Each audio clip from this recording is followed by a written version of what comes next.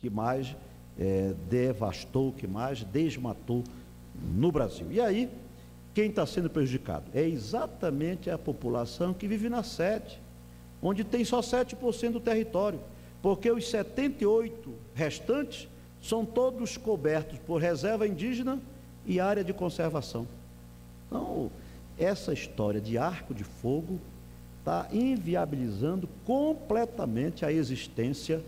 do município de Lábrea e da possibilidade do seu povo continuar a ter condições dignas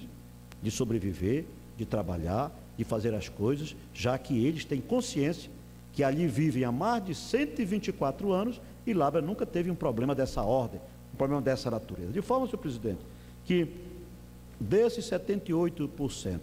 de reserva indígena e de reserva de conservação, área de conservação, sobrou 22% para o município. Desses 25%, 15% está no sul de Lábrea, produto da crise, e só 7% está ali no centro da cidade, na sede, ali por perto, e nós ainda temos um diferencial. Desses 7% ainda tem aquele percentual que eles dizem que é chamado de amortecimento, quer dizer que, como esses 7% estão ao lado das áreas de conservação e ao lado da BR-19, ele ainda tem um pedaço que é chamado de amortecimento dessas áreas, e por isso mesmo não pode haver ali nenhum tipo de ação que possa gerar riqueza para o município, ou gerar emprego, gerar renda, ou gerar algo que permita a sobrevivência daquele povo. O que podemos deduzir é que, mesmo a despeito de tudo que aconteceu em função desse problema no sul de Lábrea, e que, como disse, passou a ser o município no arco de fogo, só 4% do território labrense foi desmatado. Não sabemos por que razão tanta celeuma, só 4% do território labrense foi desmatado, e esse desmatamento, todo ele no sul de Lábrea. No entanto, a fiscalização vai exatamente na sede, onde não tem nenhum problema para ser solucionado. Daí a revolta do povo labrense, com razão, que não aceitaram a maneira como foram tratados pelos fiscais, e a Câmara Municipal, os vereadores se reuniram, convidaram os agentes para ir à Câmara para esclarecer a razão daquela ação violenta contra pessoas humildes lá na cidade. Os fiscais e os gerentes se recusaram a ir a Lábrea, aí a Câmara Municipal de Lábrea, não compareceram, e aí o povo se revoltou, encheu a praça pública, exigindo uma posição daqueles, e é claro, não houve em momento algum nenhum ato de violência, ninguém sofreu nenhum constrangimento maior, mas houve um relatório, fizeram um relatório os fiscais e as gerentes e mandaram para o Instituto Chico Mendes aqui, dizendo que ficaram extremamente humilhados e constrangidos, como se o povo de Lábrea, que é um povo pacato, um povo que trabalha para sustentar suas famílias com dignidade, fosse incapaz de criar algum embaraço maior. O que houve foi realmente uma revolta natural, porque todo mundo sabe que na física a ação, uma ação virá uma reação imediata, de igual ou maior intensidade. Se a ação dos fiscais foi violenta, é claro que a reação do povo também tende a ser violenta, mas nem assim nós verificamos na cidade qualquer ato maior que pudesse gerar uma coisa assim que pudesse ser caracterizado como um ato de insubordinação ou um ato maior lá na cidade. Tanto que a polícia militar manteve a ordem, o promotor estava lá, a juíza estava lá, e não houve nada que pudesse caracterizar como algo de extrema anormalidade. O que nós queremos, e aí, senhor presidente, como disse,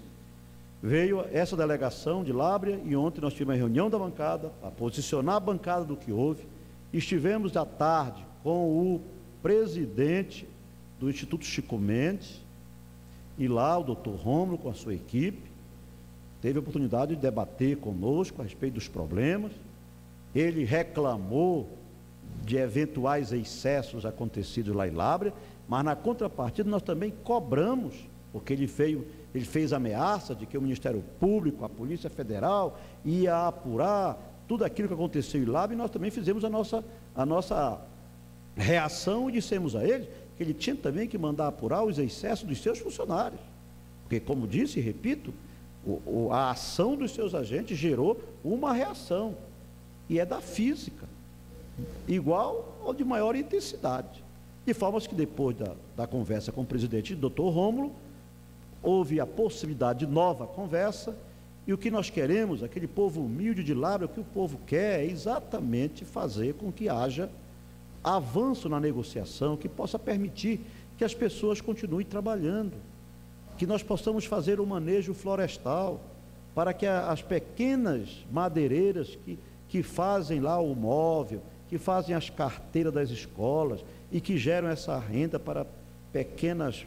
classes lá, possam continuar trabalhando, porque não é justo, em função desse arco de fogo, você prejudicar toda uma população, toda uma comunidade que, repito, há 124 anos vive em Lábrea e não devastou de forma alguma aquele vasto território. De forma que nós vamos continuar aqui trabalhando, nós vamos continuar lutando. Vai haver uma reunião de audiência pública na Comissão da Amazônia, no próximo dia 5 de maio,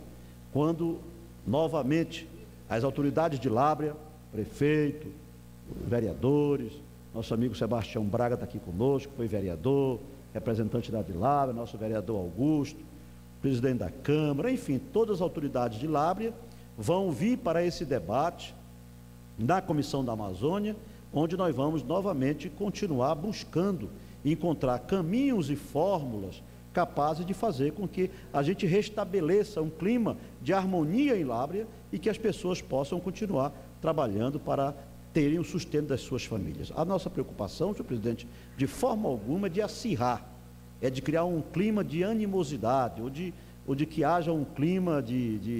onde você não tenha mais meios de criar uma concórdia, uma conciliação. Ao contrário, o que nós queremos, a bancada federal e eu, de modo particular, porque sou o deputado mais votado de Lábrea, representante daquele povo aqui no Congresso Nacional, nós temos todos o maior satisfação, o dever de buscar diminuir os excessos, os antagonismos e encontrar caminhos e fórmulas capazes de fazer com que o povo labrense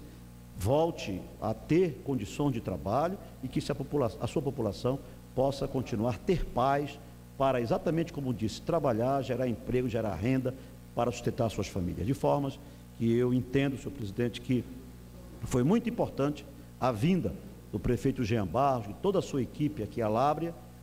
aqui a Brasília, porque com isso eles puderam entregar para cada parlamentar, para o presidente do Instituto Chico Mendes, um relatório, um documento, para exatamente, se não para se contrapor àquele relatório feito pelos fiscais, mas para que seja estabelecido um parâmetro, um paralelo, que é muito fácil você ler só um lado, sem ouvir o outro, e formar uma convicção, muitas vezes, que não está de acordo com o que aconteceu. De forma que eu quero aqui dizer que é muito importante para nós que a gente restabeleça esse clima de cordialidade, que o Instituto Chico Mendes continue funcionando em Lábrea, mas que ele procure respeitar as pessoas que lá vivem, pessoas humildes, que não querem outra coisa, senão ter o direito de trabalhar e de viver em paz. O outro tema, senhor presidente, que eu quero também falar nesses 7 minutos que me restam, é exatamente sobre 2 assuntos que eu considero da maior importância e que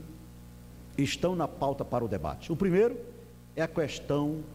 do aumento para os aposentados. Há muito se discute aqui a questão do aumento dos aposentados, daqueles que percebem acima do salário mínimo